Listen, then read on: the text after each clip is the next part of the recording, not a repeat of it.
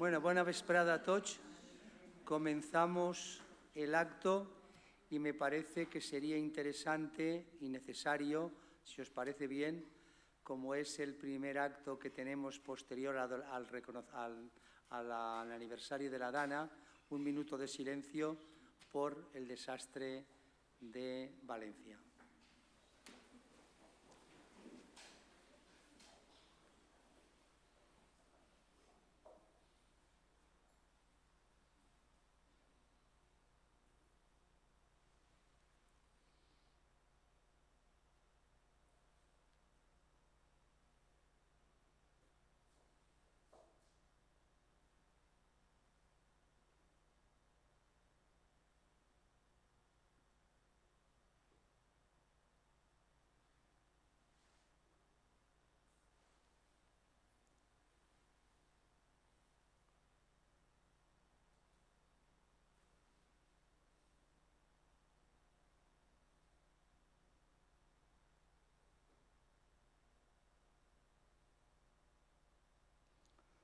Podemos sentarnos.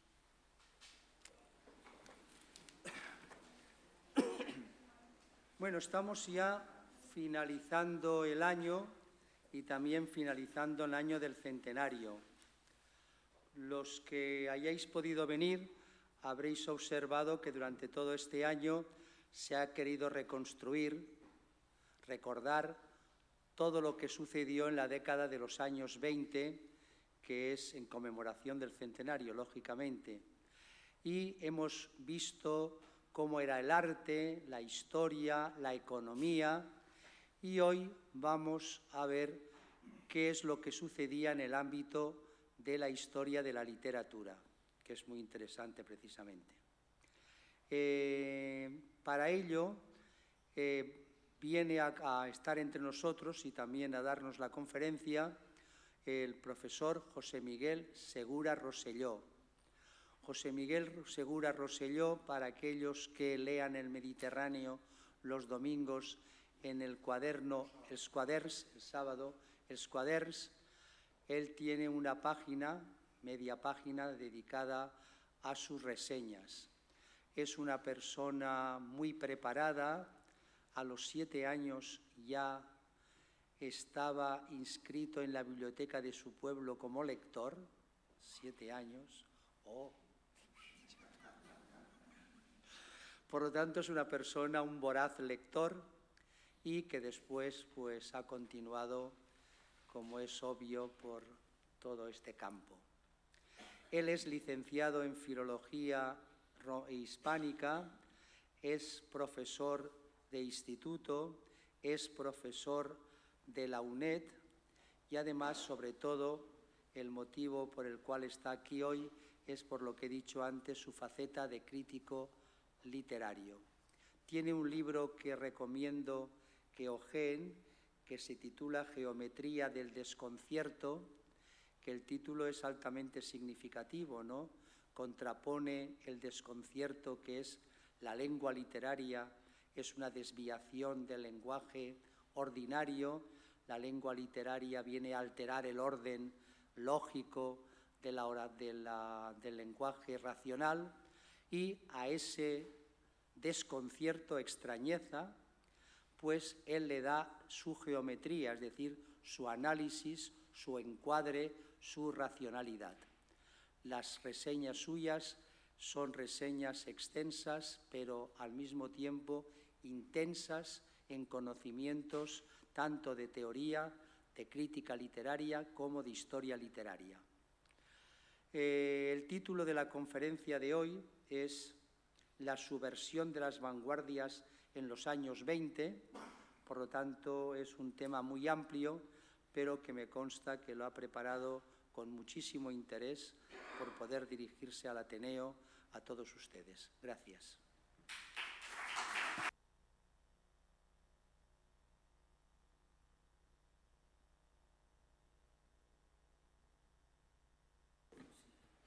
Sí, bueno, en primer lugar agradecer a Santiago, como otras veces, las amabilísimas palabras.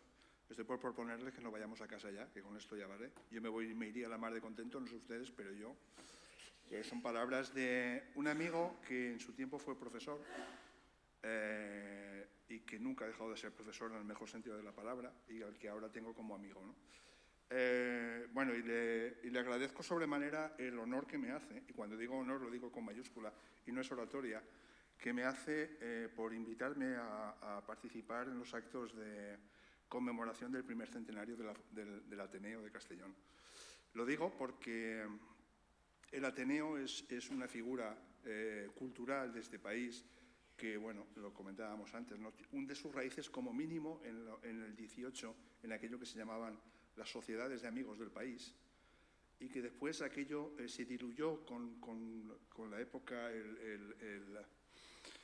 el absolutismo y todo aquello, hasta que murió Fernando VII y después de la regencia de María Cristina, cuando parecía que iba a cobrar vuelo el liberalismo en este país, empezaron a aflorar ateneos por todas partes y en 1925 se fundó el de Castellón. Todos los ateneos han sido una muestra de un esfuerzo altruista por una frase que leí no sé dónde, pero que se me quedó grabado, precioso, por encontrar la verdad y sobre todo por divulgar, esa es la palabra clave para entender a los ateneos, por divulgar la belleza y la virtud, ¿vale? Y por compartirla. En ese sentido, los ateneos, desde su origen, han hecho una función que seguramente el Estado, en sus orígenes, no hacía, especialmente cuando se trataba de un Estado absolutista. Aquí, en esto de la cultura, pues la verdad le venía bastante a contrapelo. Dicho esto, tengo que reconocer también, además de sentirme muy honrado, estoy completamente abrumado. Y se lo digo de verdad. La semana pasada vine a escuchar a Santiago una preciosa charla que nos dio sobre una escritora castellonense, Amalia Fenollosa, y tuvo la amabilidad de entregarme el libro, como socio del Ateneo, conmemorativo de ese centenario. Y lo he estado hojeando con la intención de reseñarlo porque creo que vale la pena, hasta que llegué al capítulo titulado Páginas que hacen historia, el Ateneo de Castellón en sus libros de visita. Y ahora se entenderán el por qué me siento tan abrumado, más que honrado, abrumado, con casi ganas de salir corriendo porque yo no sé quién soy para ocupar este sitio. Me encuentro con gentes que han ocupado este mismo sitio desde 1968, gracias al empeño de las gentes del Ateneo, han traído a escritores, solo les hablo de escritores, ha habido mucho más intelectuales, economistas, científicos, etc. Solo escritores que yo haya leído, que conozca y que me gustan, ¿vale? Pero verán que no es moco de pavo, como se dice vulgarmente. Aquí, desde 1968, por decirlo así, en este asiento han estado, para abrir boca, un tal Camilo José Cela, Raúl Guerra Garrido, Vicente Andrés Estellés, Manuel Vázquez Montalbán, se lo comentaba a Santiago porque es un escritor del que yo estoy enamorado hasta las cachas, y que en 1981, recuerden, Tejero, la democracia pendiente de un hilo, el Ateneo de Castellón lo trajo a Castellón y que en el libro de visitas escribió una frase que, viniendo de quien viene, no es cualquier cosa. Dice, al Ateneo de Castellón y a su voluntad de hacer cultura en libertad. 12 de febrero de 1981, 11 días antes del golpe de Estado de Tejero. Pero hay más nombres, claro, por supuesto. Manuel Alvar, Leopoldo de Luis, Vicent Pitarch, Francisco Ayala, Rosa Navarro, a quien tuve el honor de asistir a una conferencia sobre Juan Mayorga hace un par de años. Fue una auténtica delicia. José Carlos Mainer, de quien hablaré más adelante, Antonio María Badía y Margarit Adela Cortina, Fernando Sabater, Victoria Camps, Carlos Bousoño, Andrés Amorós, Luis Mateo Díez, José Hierro, Santos Sanz Villanueva, Luis Carandell, Carmen Riera, Francisco Brines, Luis García Montero, Ana Rossetti, que dijo una frase preciosa, dejó escrita una frase preciosa, agradecer con el corazón que espacios como este existan todavía. Jaime Siles, Eugenio Trías, Antonio Colinas, Félix Grande, Carlos García Gual, Marta Sanz, Manuel Vicent, si digo Santiago Fortuño no sabrá dónde ponerse, pero también aparece aquí, y La última firma, que yo alucino cuando veo el nombre y me lo imagino aquí, no pude asistir, Luis Mateo Díez. Con ello, digamos, intento explicar mi anonadamiento, el sentirme abrumado, como les dije, porque esto del Ateneo debería haberse reconocido en su momento y nunca es tarde si la dicha es buena. No hay ninguna razón para obviar la inmensa y continuada durante 100 años labor cultural que se ha hecho desde aquí. Las gentes han traído a una serie de personajes que deberían ser todo un motivo de orgullo para esta ciudad, ¿vale? Supongo que en algún momento, siempre se hace justicia, aunque llegue tarde, pues se hará justicia al Ateneo, ¿no? Pero bueno.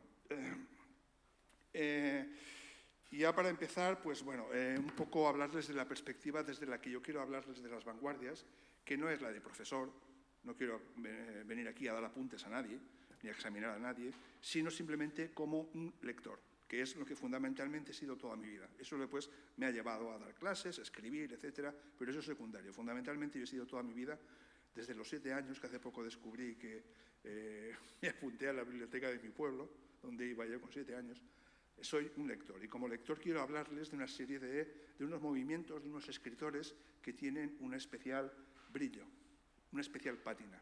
Y ahora lo verán. Con una intención divulgadora y con un título, yo poniendo títulos, a mí hay que ponerme a comer aparte, porque yo cuando pongo un título luego pasa el tiempo y cuando los releo siempre me pregunto lo mismo, ¿en qué narices estaba pensando yo cuando puse ese título? Bueno, pues el título en este caso lo que pretende ser expresamente ambiguo. Cuando hablo de la subversión de las vanguardias, estoy hablando de 2 épocas que cruzaron las vanguardias en Europa y en este país, la década de los 20 y la década de los 30. En la década de los años 20, la década de la eclosión, de los manifiestos, del optimismo, de la efervescencia, sobre todo en artes plásticas, en pintura, en escultura, pero también en literatura, luego lo verán. La vanguardia es el sujeto de ese sintagma, la subversión de las vanguardias. La vanguardia es quien subvierte un orden establecido, como luego verán, en los años 20. Es el sujeto de una revolución, de un intento de cambio de todo lo que venía antes, cumpliendo con esa vieja ley pendular de la literatura que hace, según la cual todo movimiento lo primero que hace es asesinar al padre y reivindicar al abuelo, ¿vale? Y así sucesivamente. Bueno, pues lo que hacen es eso, los vanguardistas, luego lo verán. Y en los años 30, la vanguardia, que había sido 10 años antes el sujeto de la subversión, se convierte en el objeto de la subversión. Es subvertida. Unos años 30 de crisis, de inminencia en España de una guerra civil, en Europa de la Segunda Guerra Mundial, en la que el arte se convierte en pura propaganda y lo devora todo, incluso a los vanguardistas. Verán cómo hay escritores como García Lorca, Rafael Alberti, etcétera, que tienen 2 etapas, una vanguardista y la otra de compromiso político, de lucha, de toma de partido, etcétera. A algunos le va a costar incluso la vida, como a Miguel Hernández o al propio García Lorca, ¿no? Es la década de los 30, por simbolizarlo de alguna manera, es aquella época en la que, por ejemplo, los nazis hablan, supongo que lo habrán oído alguna vez, de las vanguardias en términos de arte degenerado. Un arte ten Bunks, decía Goebbels, el ministro de propaganda, que inauguraba exposiciones de lo que él llamaba arte degenerado, de lo que no debía ser arte, de las vanguardias de las que yo voy a hablarles, porque para ellos el arte debía estar ante todo, debía ser un arte figurativo, reconocible, y debía estar sometido a los dictados de un partido político, de una causa, de una ideología, y debía ser un instrumento de combate, en manos de los nazis, en manos de los marxistas que estaban haciendo la revolución en la Unión Soviética, por ejemplo. De tal modo que lo que primero subvierte, después es subvertido, ¿vale? Pero yo me voy a ceñir a la década de los años 20. Hablar de las vanguardias, así en general, da para un curso, ¿no? Entonces he tenido que ceñirme mucho a una época y sobre todo a España, y a las vanguardias literarias, que no son todas las vanguardias. Yo, en fin, por aquello de zapatero a tus zapatos, yo hablo de literatura, no de lo que desconozco. Y lo que nos encontramos es con la década de los años 20, que seguro todo el mundo ha oído los calificativos que sobre este grupo de años, este periodo se vierten. Los felices años 20, los locos años 20, que en los años 30 cambiarán completamente su signo. Ni serán felices, bueno, locos sí que lo son, pero de felices no tienen absolutamente nada. Y en España tampoco lo serán, ¿vale? Para variar. Es una época, los años 20, en la que se respira en toda Europa un cierto aire de cambio de época, de fin de una época e inicio de una cosa nueva. Lo que se respira en el ambiente que está acabando es la sociedad en todas sus facetas que se ha desarrollado en toda Europa, no tanto en España, la sociedad burguesa. Su política, la democracia liberal, su economía, la economía de mercado, y también su cultura y su arte y su literatura. En la literatura, hablar de esto es hablar fundamentalmente no tanto de poesía, sino de novelas. No es casual que en esta época se rompa por completo el paradigma de la novela burguesa, de la novela realista. La novela burguesa es aquella novela que le gusta leer al público burgués, que lee para entretenerse, que no quiere calentarse los cascos con historias raras, no quiere que la mareen, que quiere las cosas claras y que al final pueda decir simplemente me gusta o no me gusta. Y poca cosa más, ¿no? Una historia lineal, con un narrador tradicional, con personajes reconocibles, etc. Todo eso, en la novela europea y americana, salta en los años 20 por los aires. Surge la generación perdida, Scott Fitzgerald, Hemingway, un montón el grupo de Bloomsbury en Inglaterra, donde destaca sobre todo Virginia Woolf, que escribe una novela preciosa, La señora Dalloway. Es la época de Kafka, es la época de Joyce. No hay nada más antiburgués en el campo de la novela que el Ulises de Joyce, ¿vale? Lo resquebraja, lo tritura absolutamente todo, ¿vale? La concentración temporal, el psicologismo, el monólogo interior, que es algo que desconcierta a los lectores burgueses en aquella época, ¿vale? Thomas Mann, el Thomas Mann sobre todo, no de la primera novela, Los Wunderbrock, sino de La muerte en Venecia y de La montaña mágica, ¿vale?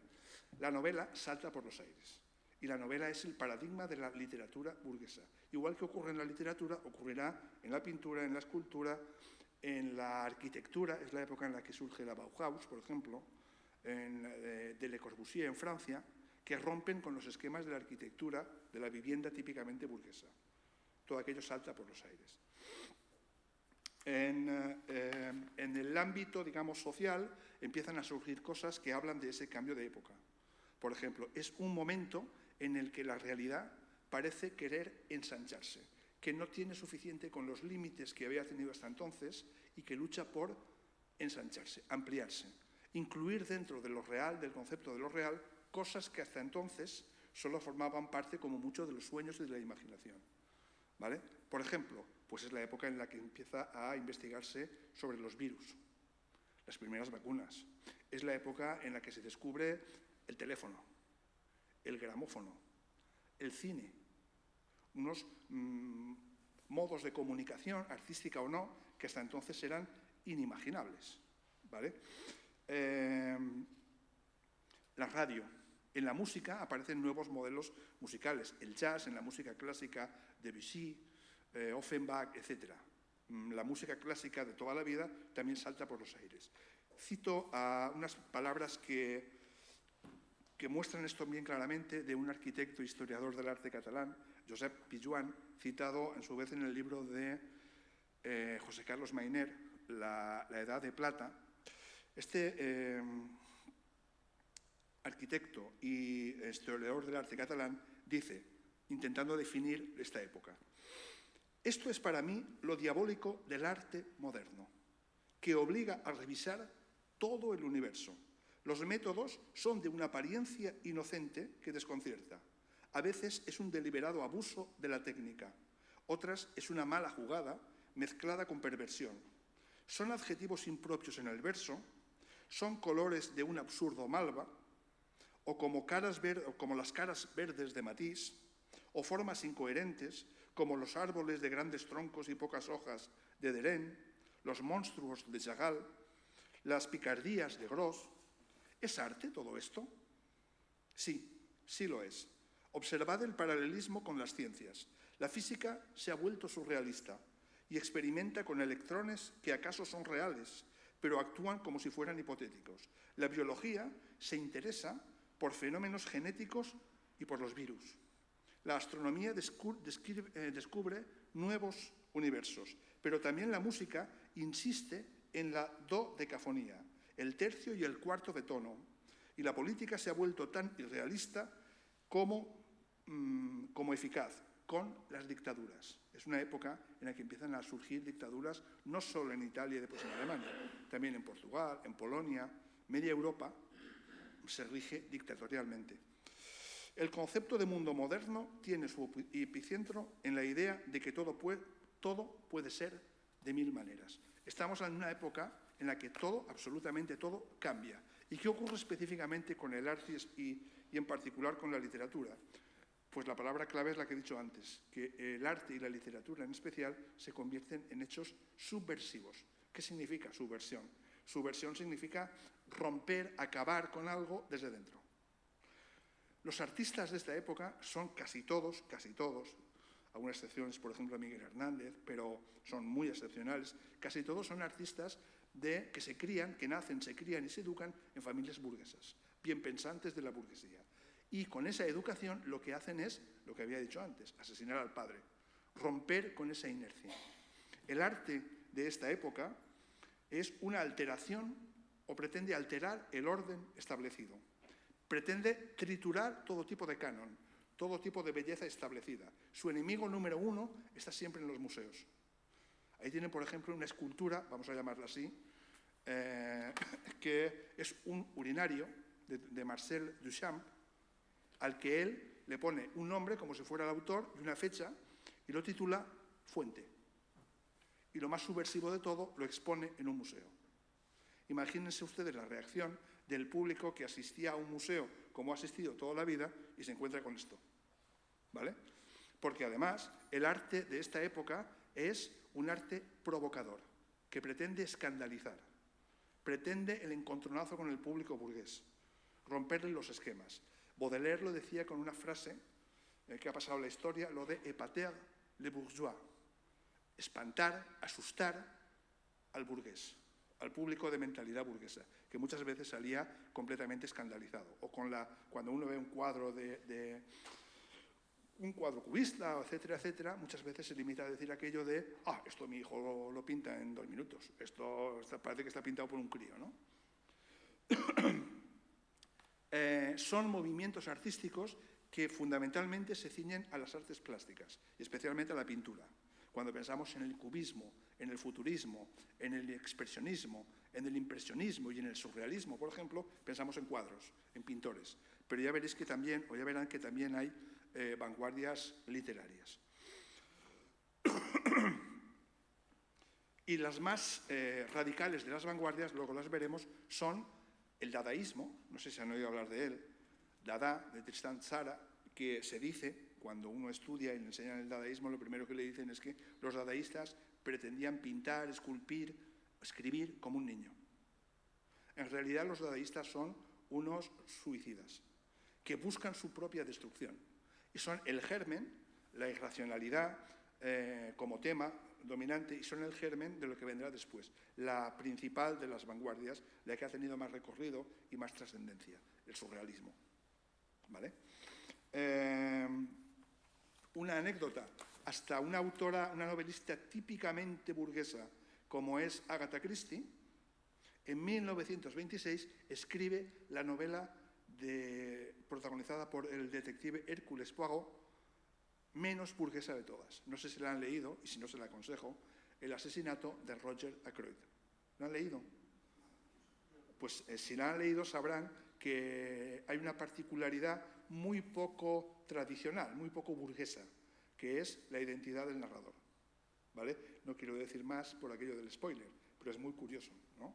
Que una novela policíaca se cuente desde ese punto de vista, alterando todos los parámetros, todas las características de la novela policíaca que tan del gusto burgués es, porque al público burgués le gusta que el orden se altere, que haya un asesinato, que haya un robo, que haya un crimen, pero que al final se recupere el orden inicial, ¿vale?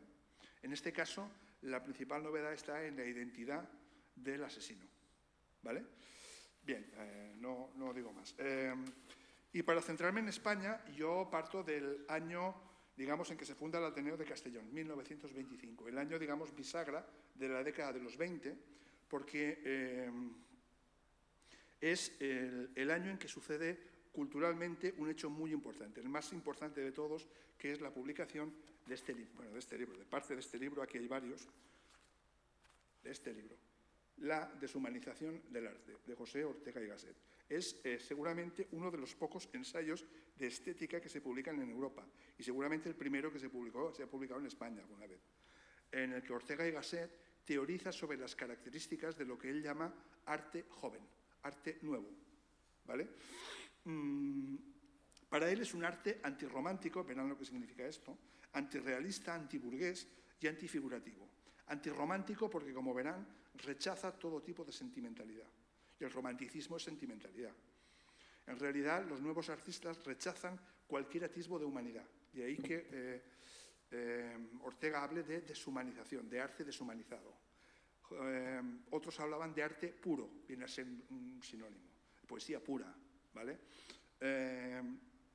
Es antirrealista porque es un arte que no pretende reproducir la realidad. Ante un cuadro de estos pintores vanguardistas que se titula Autorretrato, uno puede esperar cualquier cosa menos una figura humana, ¿vale? No es un arte realista al uso, es antirrealista y es antifigurativo. No hay figuras reconocibles. Puede haber figuras que uno puede más o menos sobreentender, pero figuras reconocibles no.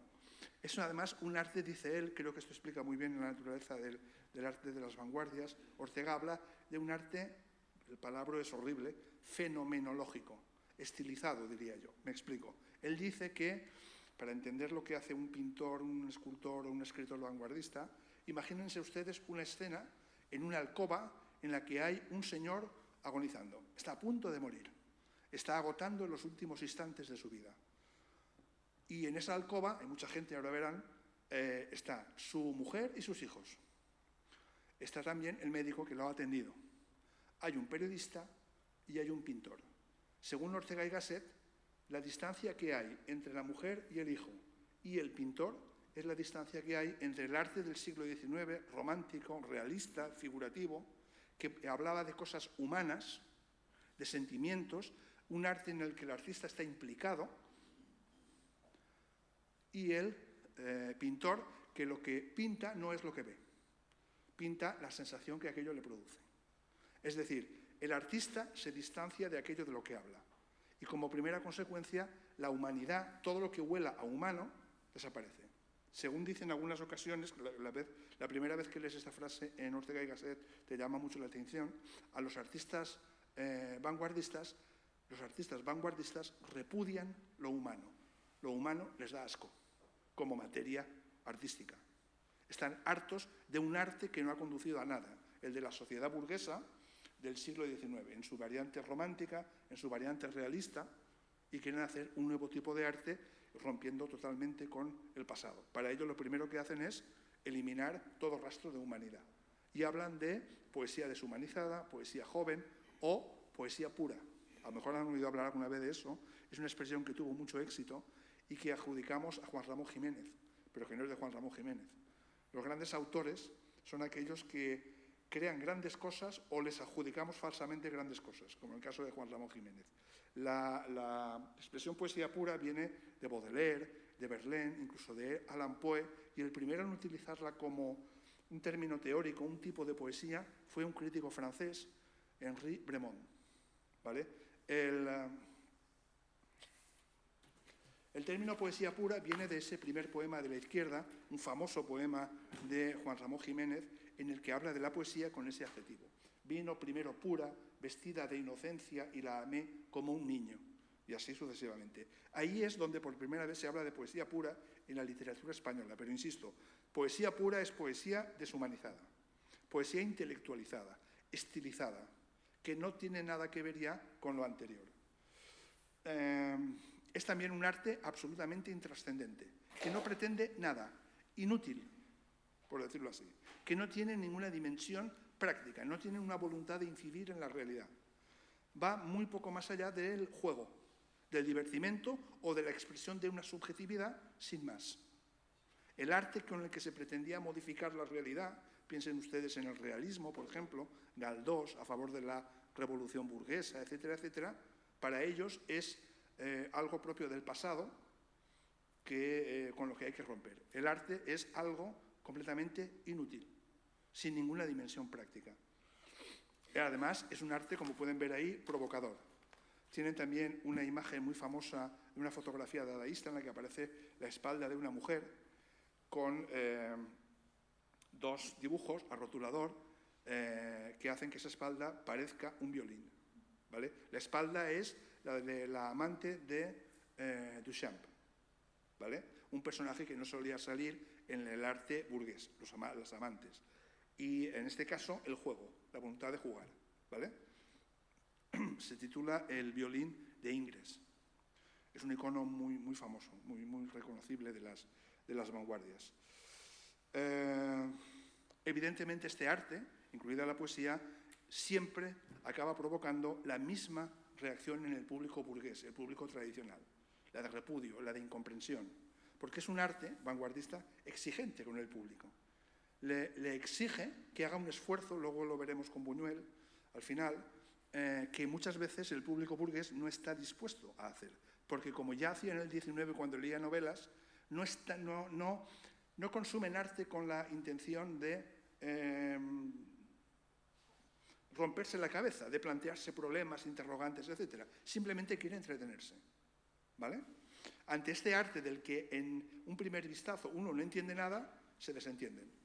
Se escandalizan, pero lo normal es que se desentiendan. Chorradas, tonterías, ¿no? ¿Esto cómo se traduce en España? Pues se traduce con la aparición de una serie de escritores de 3 generaciones que José Carlos Mayner llama, al tiempo en que aparecen estas 3 generaciones, José Carlos Mayner habla de la Edad de Plata, frente al siglo de oro, etcétera, de una Edad de Plata en una España absolutamente anquilosada, cuyos relojes están absolutamente detenidos frente a los de Europa. España es un país que no ha vivido en una revolución liberal propiamente.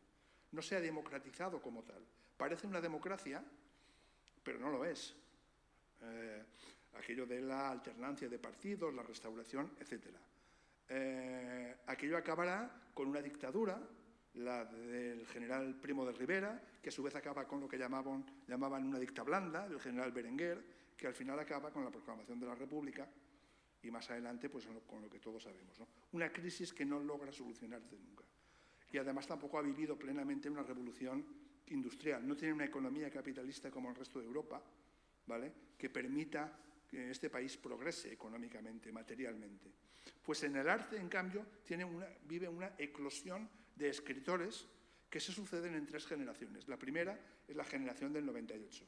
La segunda es lo que se llama la generación del 1914, los novecentistas. Y la tercera, la generación propiamente, las otras 2 no lo son tanto, la generación del 27. De ahí que Mayner hable de la Edad de Plata. En España las vanguardias tuvieron también su desarrollo sui generis, ¿vale? Se dieron muy pocas y bastante diluidas frente al resto de Europa. En España la mentalidad abierta, receptiva con Europa, brillaba por su ausencia más bien, en ese sentido, Mayner, por ejemplo, dice que algunos antecedentes de las vanguardias, de esta estilización, de esta visión estilizada de la realidad, son, por ejemplo, se dan, por ejemplo, en Goya, las últimas pinturas y grabados, los desastres de la guerra, donde hay una voluntad de expresar aquello que ve, pero de una manera muy estilizada, que cada vez se aleja más del objeto que quiere pintar, ¿vale? Hay personajes que son directamente monstruosos, completamente deformes, en los grabados, en la serie negra, etc. Pero también en Valle Inclán, en los esperpentos, sobre todo en Luces de Bohemia, personajes que aparecen descritos como sombras en la oscuridad. Incluso me atrevería yo a decir que alguna escena en la que algún escritor realista hace sus pinitos en esto del expresionismo, que es el mismísimo Clarín, cuando en una escena nos muestra cómo Ana Ozores, la protagonista, escucha a sus tías, Águeda y Anunciación, que están debatiendo con quién se tiene que casar la niña, porque les molesta, y ella se las imagina, ve las sombras de sus tías como algo peligroso, angustioso, que la van efectivamente a condenar a la infelicidad, ¿no? En esto de las vanguardias en España hay 2 grandes maestros, que son Juan Ramón Jiménez y Ramón Gómez de la Serna. Pero son 2 magisterios distintos. Ramón Gómez de la Serna era un poco, si me permiten la expresión, un poco irreverente, un poco viva la Virgen. Su magisterio lo ejercía desde la famosa botillería del Café Pombo, donde tenía una tertulia a la que asistía él todos los días y desde la que él decía cómo debía ser la poesía, etc. Y escribía esa forma tan peculiar de poesía que llamamos greguerías. El otro maestro es Juan Ramón Jiménez, mucho más serio, mucho más en tono profesoral, que enjuiciaba los libros que iban publicando unos y otros, etc., y emitía su opinión, ¿vale? Y que ejercía un poco de guía en ese camino por lo que llamaban la poesía pura. La poesía que, según Juan Ramón Jiménez, quedaba al final reducida a lo que él llamaba el álgebra superior de las metáforas. Todo lo demás quedaba eliminado. La poesía venía a ser eso, ¿vale? Eso se traduce sobre todo, ese tipo de poesía lo practican la generación del 27, en su primera etapa, no en la surrealista. También algunas escritoras de lo que se dio en llamar la sin sombrero, la cara, digamos, femenina de la generación del 27. Algunas escritoras, María Zambrano, Ernestina de Champusín, etc. Luego hablaremos de la figura de Maruja Mayo, que es una pintora del 27 especialmente atractiva, especialmente potente. Luego lo verán. Es una poesía basada en el verso libre. Es la gran aportación a la poesía de las vanguardias, lo que llamamos el verso libre, que para nosotros muchas veces reside en escribir versos sin saber muy bien por qué acaba aquí, por qué empieza ahí. Estos versos libres, en realidad el verso libre, en sus orígenes, lo que hacía era romper con todos los esquemas tradicionales de la poesía, la rima, la medida de los versos, la estrofa, para quedarse solo con el ritmo de intensidad, la disposición acentual y un grupo de poemas con una misma disposición acentual, con un mismo ritmo de intensidad, se llamaba versículo. Un tipo de poesía completamente distinto, ¿vale? Que no es absolutamente libre como creemos, esto del verso libre. El cultivo de la metáfora, ¿vale? Y ahí tenemos dos ejemplos junto al poema no sé si lo pueden leer, junto al poema de Juan Ramón Jiménez, tenemos dos poemas, uno de Pedro Salinas y otros de Miguel Hernández. Un poeta del que voy a hablaros después, valenciano, que escribía en castellano, nuestro, del que conocemos su vertiente combativa, política, en la guerra civil, la de Vientos del Pueblo. También conocemos las Nanas de la Cebolla, la elegía Ramón Sigé. Tal vez conozcamos su actividad política como comisario del Partido Comunista durante la guerra, su encarcelamiento, su fusilamiento, etc. Pero antes de todo eso, durante 5 meses estuvo en Madrid, en 1932, y allí contactó con la generación del 27 y aprendió esto de la poesía pura. Y como resultado escribió un libro, que es un libro que parece menor, un poco desconocido, es la antesala del gran Miguel Hernández, pero que tiene su valor, que es un libro que se titula Perito en Lunas. Fíjense ustedes en el título, que ya quiere quitar todo tipo de sentimentalidad. Perito en Lunas viene a decir que aquel es el libro de alguien que entiende de metáforas. Alguien que entiende, podía ser sabio, no, es un perito, una palabra técnica. Y la belleza, la poesía, etc., para aludir a todo eso, escoge un objeto, luego verán que es un tópico, para destrozarlo, la luna. La luna es un objeto poético desde el romanticismo universal, misterioso, enamoradizo, oculto, lo que ustedes quieran, ¿no? En Miguel Hernández la luna es cualquier cosa menos eso. De hecho, por ejemplo, Pedro Salinas decía que la poesía se había convertido un poco en la escritura de acertijos, y tenía un poco de razón, porque si le quitamos a la poesía el sentimiento, la capacidad de conmover, lo que queda es mera técnica. Una poesía fría, que te puede gustar, que puede ser muy bonita, pero no le pidamos nada más. Era lo que era y era lo que querían estos autores. Y los temas eran completamente antipoéticos, alejados de la tradición poética. ¿De qué hablaban? Pues en este poema, Pedro Salinas nos da una pista en el título. ¿De qué habla un poema que se titula Underwood Girls? De las teclas de una máquina de escribir de la marca Underwood. ¿Vale? Escribir un poema a las teclas de una máquina de escribir. Pero es que en las octavas, en 3 octavas que aparecen ahí, que he recogido yo del Perito en Lunas de Miguel Hernández, se habla en el primer poema: subterfugios de luz, lagartos, lista encima de la palma que la crea, invención de colores a la vista, si transitoria del azul, pírea. Pírea significa celeste, propia de las esferas celestiales. A la gloria mayor del polvorista, recta la caña, círculos planea, todo un curso fugaz de geometría, principio de su fin, vedado al día. ¿De qué habla? De los cohetes. Los cohetes. Un objeto más antipoético es todavía el de la segunda octava. Estío, postre al canto, tierno drama, del blancor del mantel en menoscabo, conforme con la luna más se inflama, en verde plenilunio desde el rabo. Pero cuando el cuchillo le reclama los polares cerquillos, tiene al cabo, para frescas hacer, claras las voces, un rojo desenlace, negro de hoces. Una sandía. Una sandía.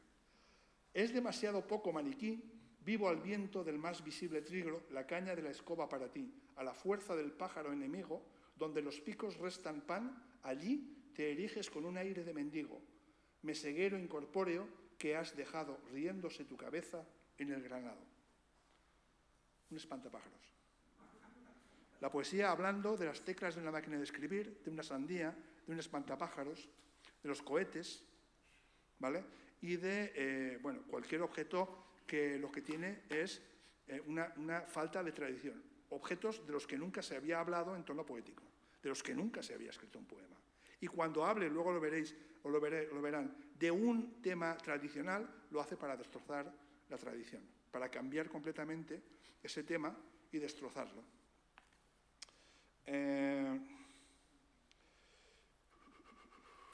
De hecho, bueno, ahí tenemos la práctica de la poesía pura en Ramón Gómez de la Serna, ¿vale? Él decía que la poesía era una greguería, y la greguería era metáfora más humor, más sentido del humor. Ahí tienen unos pocos ejemplos de los miles que escribió. El polvo está lleno de viejos y olvidados estornudos.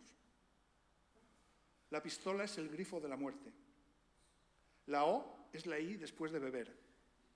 La leche es el agua vestida de novia. Hay una imagen, una metáfora, en la que el elemento real del que se habla y aquello que se dice no tienen absolutamente nada que ver. Aquello que se dice es, en apariencia al menos, lo más antipoético que uno pueda imaginarse. La O es la I después de beber. ¿No?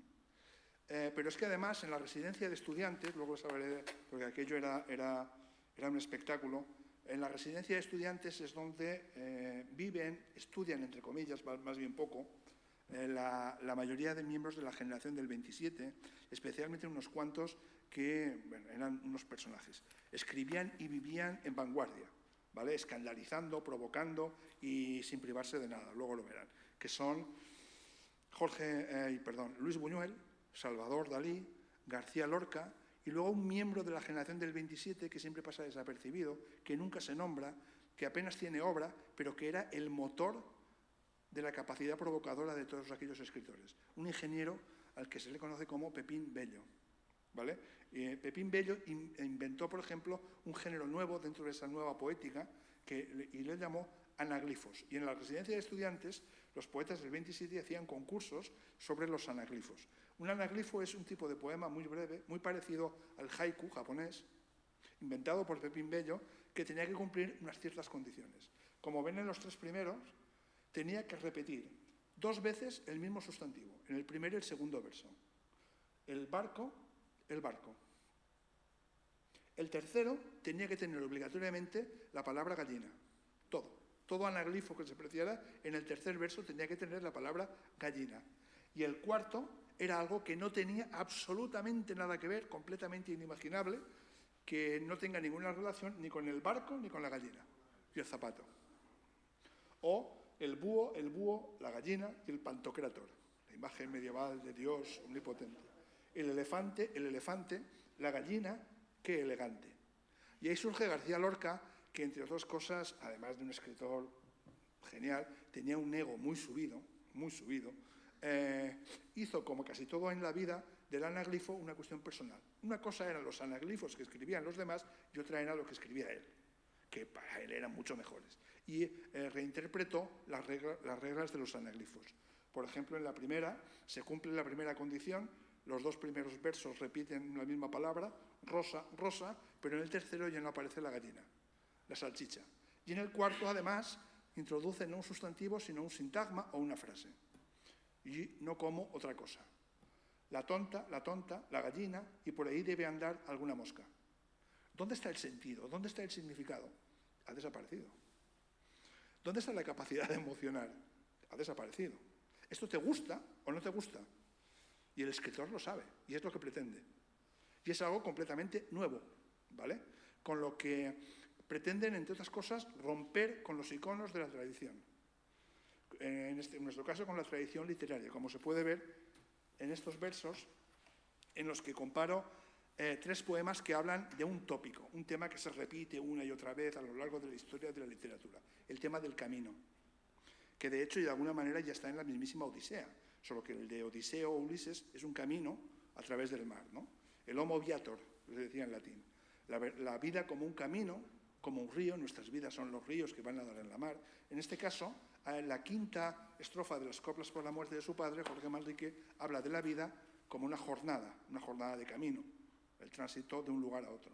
Este mundo es el camino para el otro, que es morada sin pesar, más cumple tener buen tino. En fin, todo aquello de la poesía prerrenacentista, con elementos medievales, elementos renacentistas, el buen tino, hay que estar acertado, no todo está en manos de Dios, todo lo que nos pasa, sino que también tenemos que poner de nuestra parte, lo humano, que empieza a aparecer en la poesía. A lo que vamos, al camino, con un tratamiento moral o moralista, ¿vale?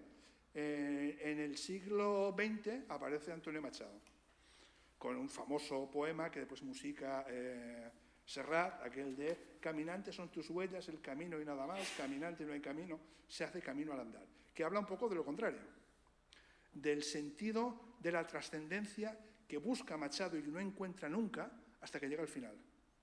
Eso solo lo encontraremos al final, cuando la muerte está ya muy cerca. Vivir es luchar por encontrar un sentido a algo y es una lucha perdida. ¿Vale? Pues bien, ¿qué hace Miguel Hernández en otra octava de ese libro, del Perito en Lunas? Pues lo destroza completamente y dice: por donde quiso el pie fue esa blancura, ni por ingeniería en evasiva, cuya copa de lana dulce apura, la que con sus pezuñas más la activa. Está hablando de una oveja que va caminando por el monte y con sus pasos va dibujando un camino. ¿Vale? Repito, por donde quiso el pie fue esa blancura, la lana, no por ingeniería en evasiva, cuya copa de lana dulce apura, la que son sus pezuñas más la activa.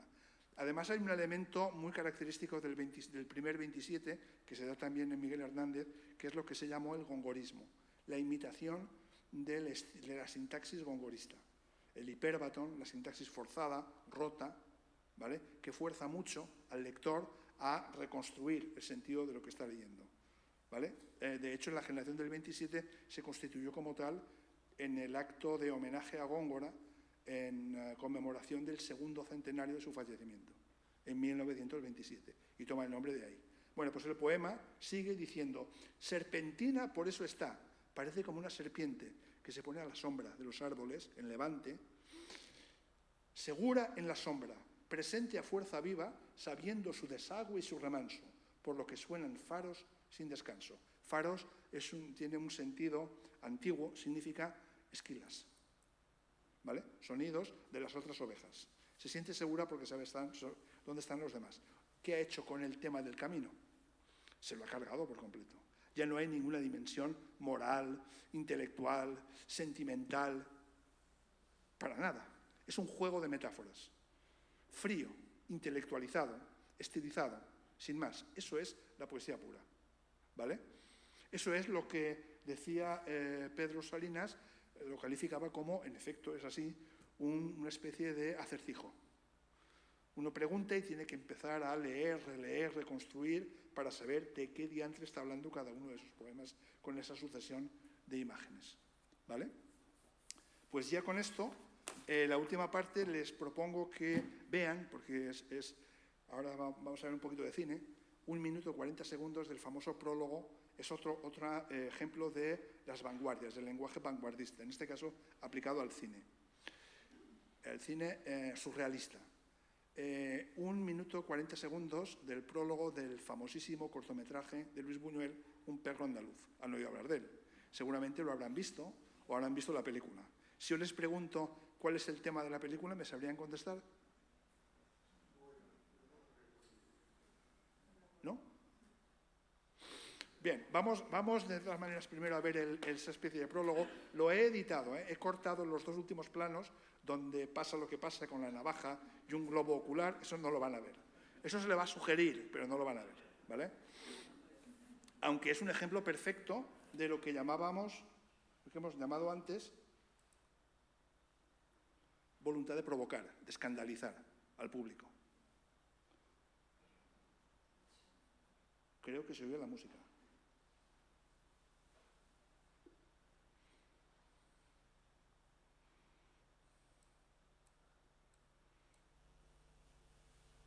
A ver.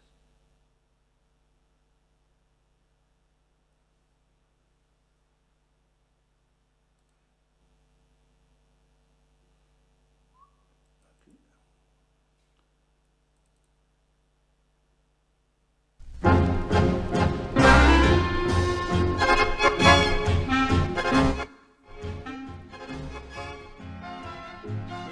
Lo primero que oyen ustedes es un tango, que como seguramente saben es un tipo de música muy sexualizado, muy erotizado.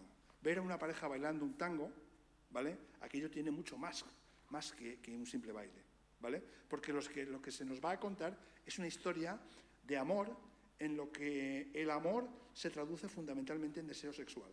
Empezamos a hablar de temas ciertamente un poco incómodos para el público burgués, ¿vale? Que asistía a las primeras películas en aquella época del recién inventado cinematógrafo, ¿vale?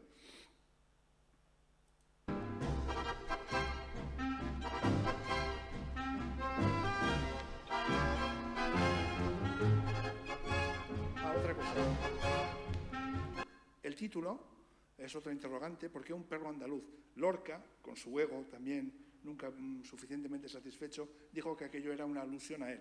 Buñuel dijo que no, que era el título de un libro de poemas que él escribió, que se titulaba así, Un perro andaluz, y que de hecho había pensado en titularlo de otras maneras. Por ejemplo, titularlo Un marista, un hermano marista. Verán ahí en la película aparecen 2 maristas muertos encima de un piano. Un marista en la ballesta. Y sobre todo el más gracioso, el título que pensó ponerle era Prohibido asomarse al interior, parodiando un letrero que en aquella época tenían los ferrocarriles franceses, que a los viajeros les imploraba aquello de que les decía que estaba rigurosamente prohibido asomarse al exterior, sobre todo cuando el tren estaba en marcha. Él quería titularla Asomarse al interior, porque la historia que se nos va a contar transcurre todo en el interior de un personaje. Es una historia contada, es la historia de un sueño, o una serie de sueños, imágenes que remiten a sueños que construyen una historia. Buñuel dijo que las escenas seminales de la película eran 2 sueños. Uno de Salvador Dalí, un sueño con el que él decía que le obsesionaba, que era la mano de la que salen hormigas. Si han visto el corto verán que hay una escena en la que de una mano salen hormigas. Y la otra es la de Luis Buñuel. Él soñaba con la navaja cortando un globo ocular, ¿vale?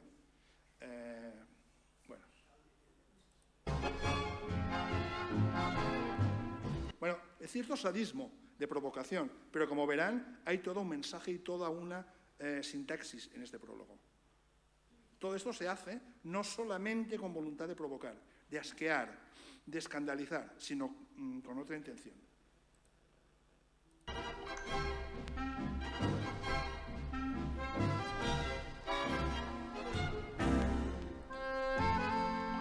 ¿Por qué en francés? Pues porque se rodó en Francia, ¿vale? Además, esto no lo cuenta nunca Luis Buñuel, la realización la hizo, por decirlo así, la madre de Luis Buñuel, que fue la que puso 25.000 pesetas, ¿vale? En la película hay una escena en la que Luis Buñuel, el personaje que representa a Luis Buñuel, asesina al padre, no a la madre, ¿vale? La madre había pagado 25.000 pesetas y aquello había que respetarlo.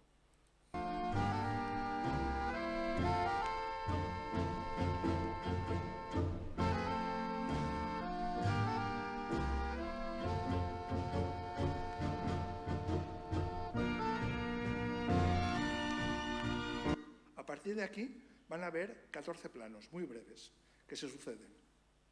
14 planos en los que, como verán, la lógica de la narrativa tradicional, realista, salta por los aires. No hay continuidad espacial, no hay continuidad temporal, las acciones, lo que sucede, viene un momento en que queda completamente roto, surgen interrogantes, pero es que lo que nos queda por saber es que eso es un sueño y que hay que verlo con ojos del interior, rasgando nuestra mirada para ver desde el interior.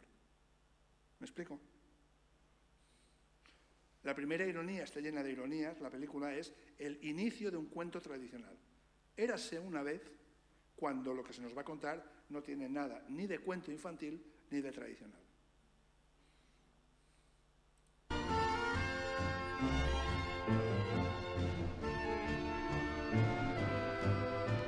Ese es Luis Buñuel. No, ese es Luis Buñuel. El director que hace de personaje. ¿Vale?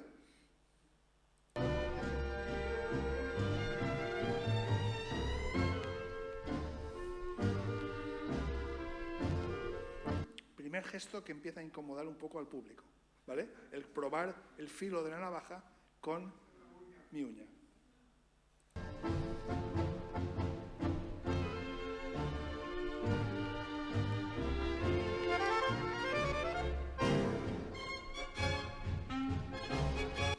Y ahora uno de los planos medios que muestra cómo Luis Buñuel sale, hasta aquí no hay nada especialmente raro, sale a un balcón, ¿vale? Pero veremos que en ese balcón empiezan a surgir cosas un poco inexplicables, extrañas, porque son cosas que suceden en un sueño, insisto.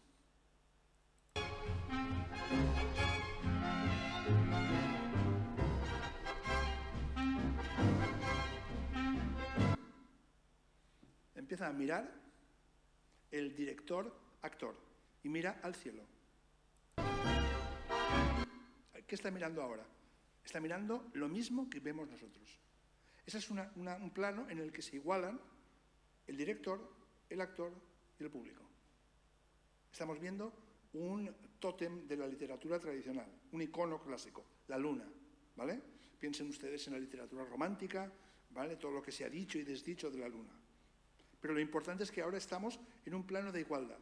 El espectador, el director y el autor estamos viendo lo mismo en la pantalla.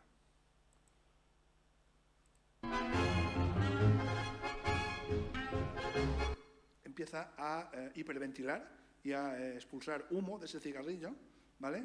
Porque algo le pasa.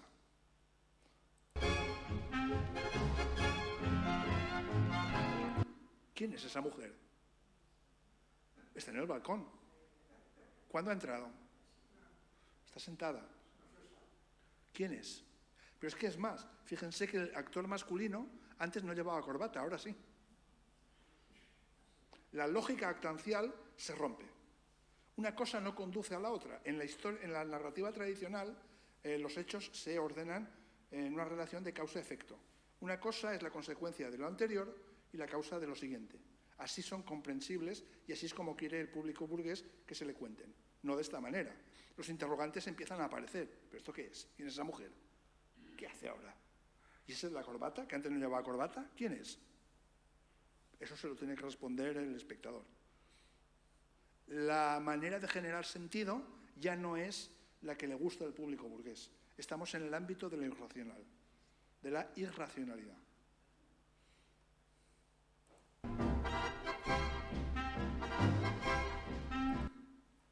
¿Y ahora qué estamos viendo? Pues estamos viendo lo mismo que veía el director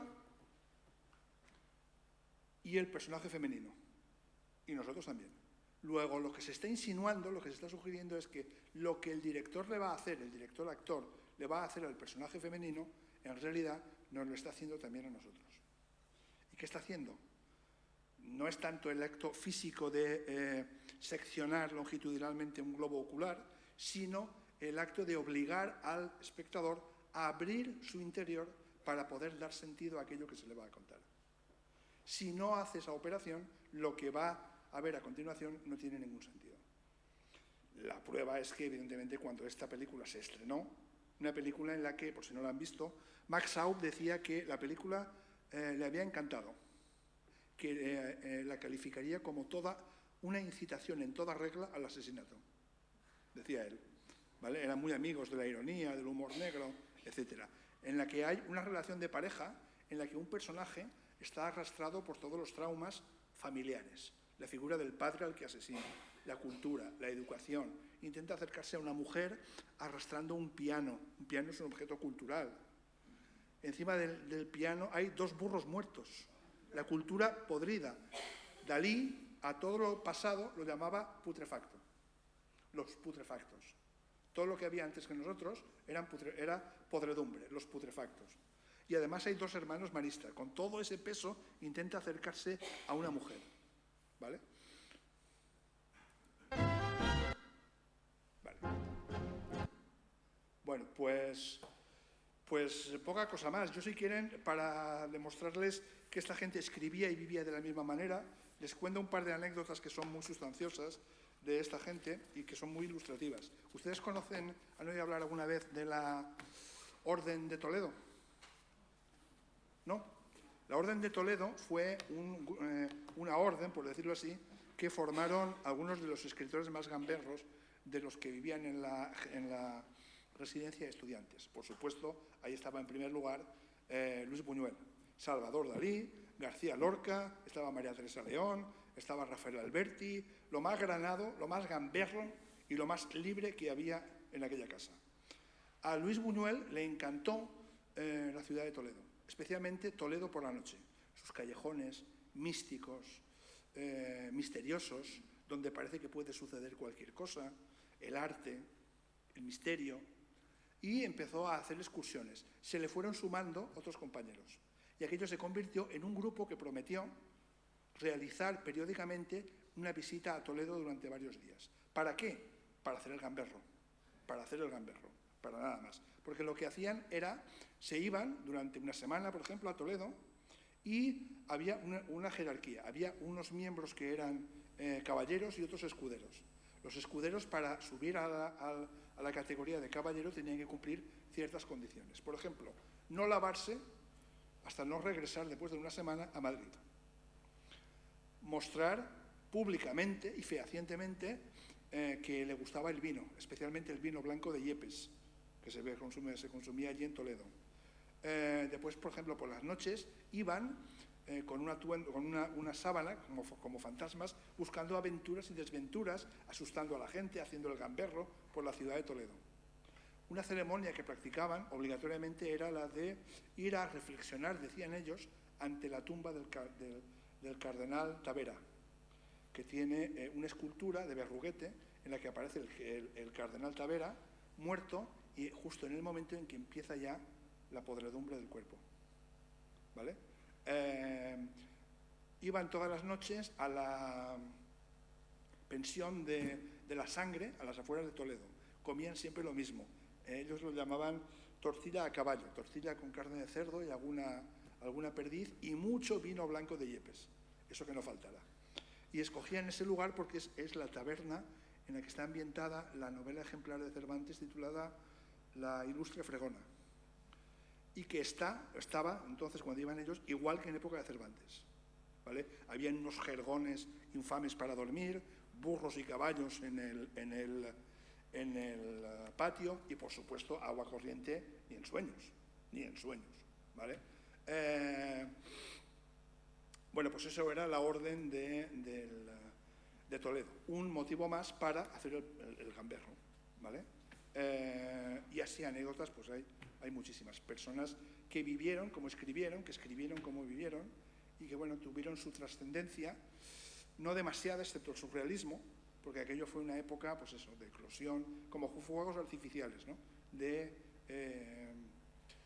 escritores y vanguardias que se iban sucediendo. En España, las vanguardias, se me olvidaba esto, más conocidas, que tuvieron más trascendencia, fueron las que se llamaron el ultraísmo o el creacionismo.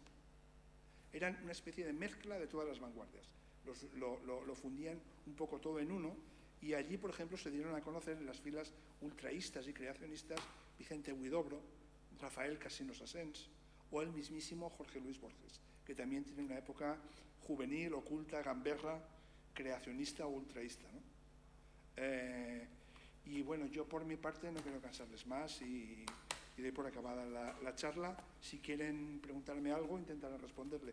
Y si no, pues muchas gracias.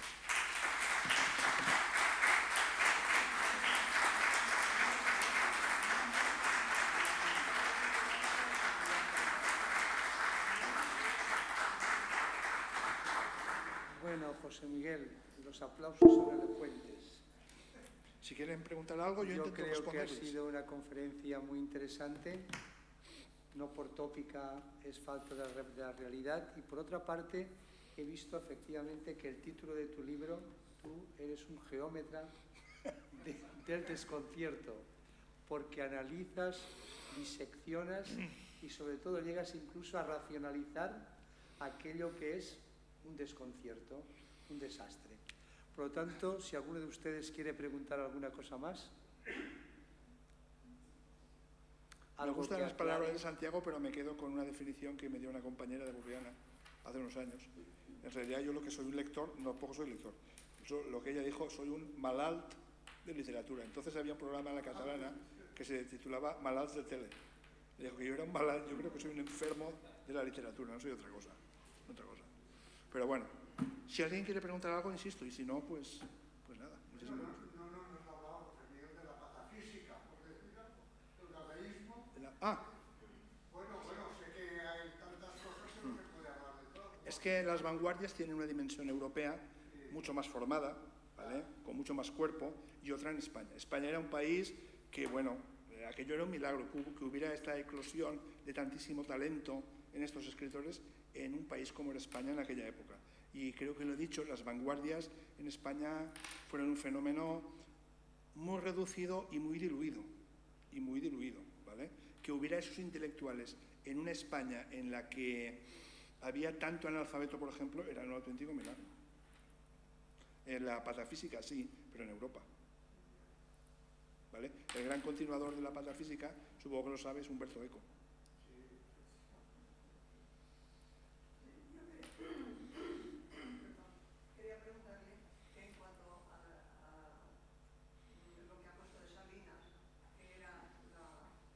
Teclas. Está como deshumanizado, ¿no? Pero que sí que tiene una época de una poesía muy humanizada, Sí. de mucho amor, como que la voz de vida. Esa es la segunda época. Es que la tienen todos.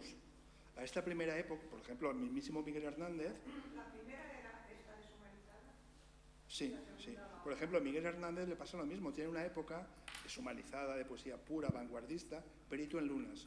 Después está el famoso El rayo que no cesa, poesía de amor, que por cierto, otra anécdota, dicen que era una poesía que él escribió a su mujer. Sí, es cierto. Pero en la primera edición, luego los quitó, hubo un grupo de poemas que dedicaba a su amante, que era Maruja Mayo, de la que no les he hablado. Una pintora surrealista, miembro de la Sin Sombrero, de la generación del 27, Maruja Mayo, que era una ferviente partidaria teórica y sobre todo práctica del amor libre, ¿vale? Y lo pueden atestiguar, al parecer, Rafael Alberti, Pablo Neruda o Miguel Hernández, que escribió a su mujer, Josefina Manresa, ¿vale? Pero en Madrid, pues tampoco parece que perdió demasiado el tiempo. Salvador Dalí dicen que por celos, pero a mí me parece que los celos son demasiado sucios para él, demasiado humanos. La calificó a Maruja Mayo, dicen que por resentimiento, por celo, dijo que era mitad mujer y mitad marisco. Y yo imagino que era simplemente porque era gallega, ¿no? Pero que esta gente, celos y cosas de estas, yo no los creo capaces, ¿no? Pero bueno, todos los escritores tienen una segunda etapa. García Lorca, a la primera, la de Romancero Gitano, el libro de poemas, las canciones, etcétera. Después le sigue, a partir del Poeta de Nueva York, poesía surrealista, pero mucho más humanizada, y sobre todo teatro. Las grandes tragedias de García Lorca, ¿vale? Todos los escritores. Y, por supuesto, Pedro Salinas, La voz a ti de vida, claro que sí. Y, no sé, El marinero en tierra, de Rafael Alberti, después da paso a Sobre los ángeles y otros libros más humanizados, que en esta época casi es sinónimo de más ideologizados, más combativos, ¿vale? Porque están viendo lo que se acerca, que aquella es una sociedad cada vez más radicalizada, más enconada, y que hay que tomar partido. Todos los que tomaron partido, por cierto, es un dato, nada más, tomaron partido no solo por la República, todos no, casi todos, estoy pensando en Machado, fue una excepción, casi todos lo hicieron además de tomaron partido por el Partido Comunista. García Lorca tampoco tomó un partido explícitamente, ¿vale?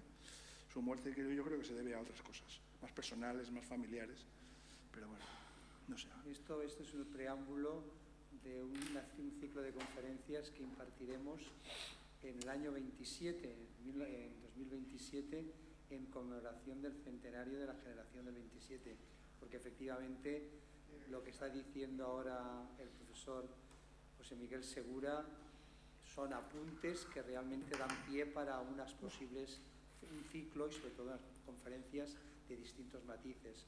Por ejemplo, Maruja Mayo últimamente pues se le asocia más bien a la figura de Miguel Hernández, que era su amante, y después a Pedro Salinas, los poemas que escribe amorosos a una alumna suya, de la cual tenía, pues claro, su mujer un cierto recelo de ver que su marido pues se iba por cauces que eran los ortodoxos.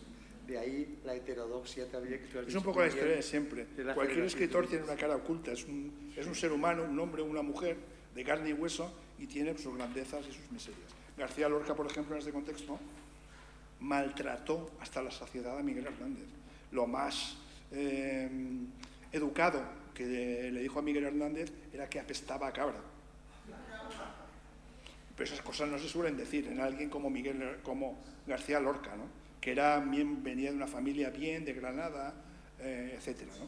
Y donde se fue a refugiar es a su casa, en la Guerra Civil. Pues eso. Y el que le ayudó realmente a Miguel Hernández fue Pablo Neruda, Rafael Alberti, y después un escritor que siempre se ha tenido por conservador, de derechas, José María de Cossío, que estaba haciendo su enciclopedia sobre los toros, titulada así Los toros, y que le dio trabajo a Miguel Hernández como secretario y le permitió no morirse de hambre en su segundo viaje a Madrid. Pero si hubiera sido por García Lorca, vamos. José Miguel, te emplazamos para una segunda y tercera conferencia sobre todo esto. Muchísimas gracias. Muchas gracias a todos.